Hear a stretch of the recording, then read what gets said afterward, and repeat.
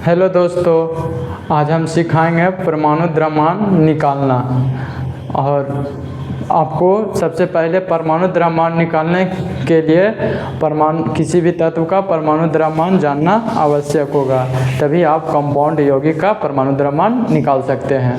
तो सबसे पहले हम बिना समय बिताए हुए हम चलते हैं, सीखने पे जोर देते हैं। तो सबसे पहले आपको 1 से 40 तक में परमाणु द्रव्यमान किसी भी तत्व का नहीं, पूरा आपको ही याद करना होगा।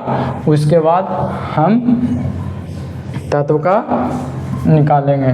तो सबसे पहले हम लोग हाइड्रोजन का परमाणु द्रव्यमान कितना होता है?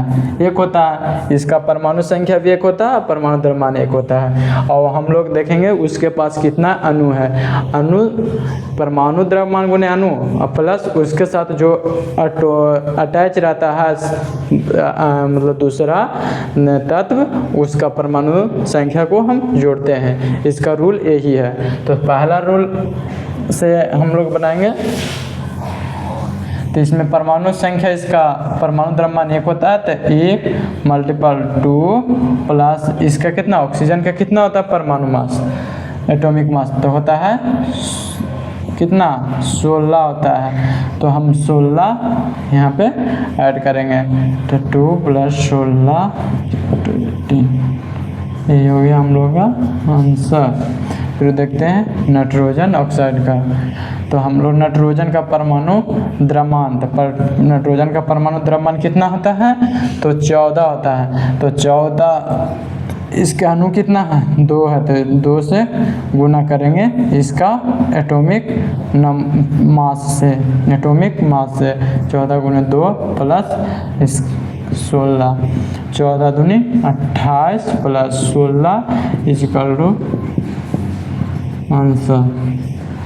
हम लोग केवल क्लोरीन डाइक्लोरीन का हम लोग करेंगे। तो इसका क्लोरीन का होता है, आपको पता है तो कमेंट में ज़रूर कीजिएगा, 35.5 होता है। ऐसे एटॉमिक परमाणु संख्या, परमाणु में अणु कितना है? 2 है, 2 से गुना करेंगे तो 35.5 गुने कितना होता है? 2, 71 होता है। तो 71 आंसर। फिर इसी का अमोनिया का निकालेंगे। तो नाइट्रोजन का 14 मल्टीपल, इसके पास अणु 1 है तो 1 गुना हो जाएगा। फिर इसके साथ हाइड्रोजन के 4 अणु हैं तो 1 × 4 करेंगे।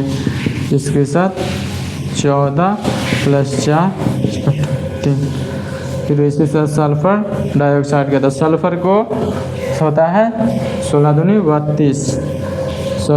32 इसका एटॉमिक मास होता है गुने 1 प्लस और ऑक्सीजन का कितना होता है?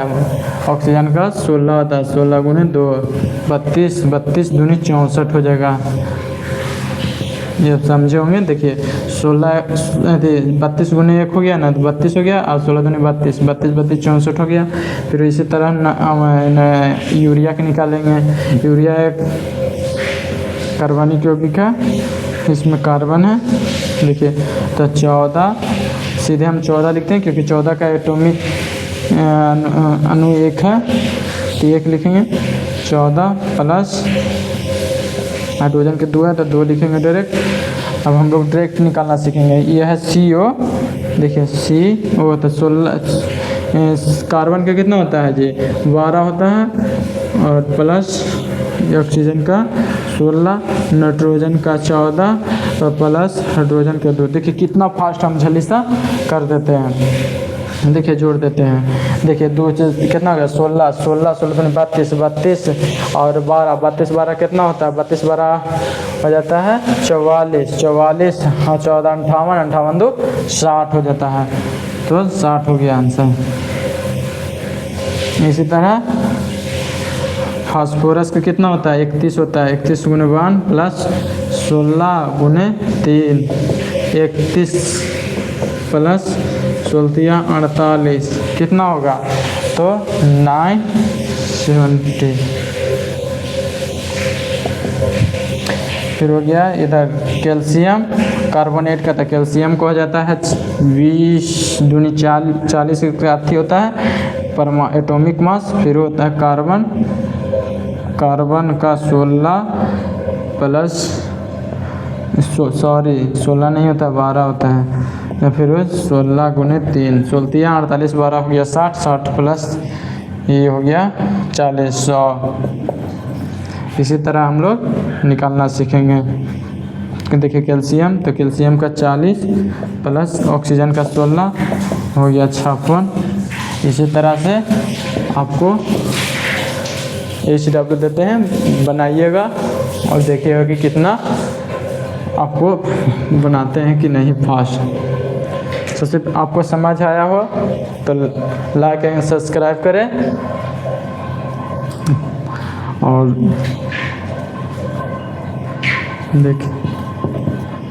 देखिए calcium SO4 2H2 plaster of Paris के निकालिए, और कैल्शियम सल्फेट के निकालिए, और एल्युमिनियम, बस 4 ही को निकालिए। जय हिंद, जय भारत।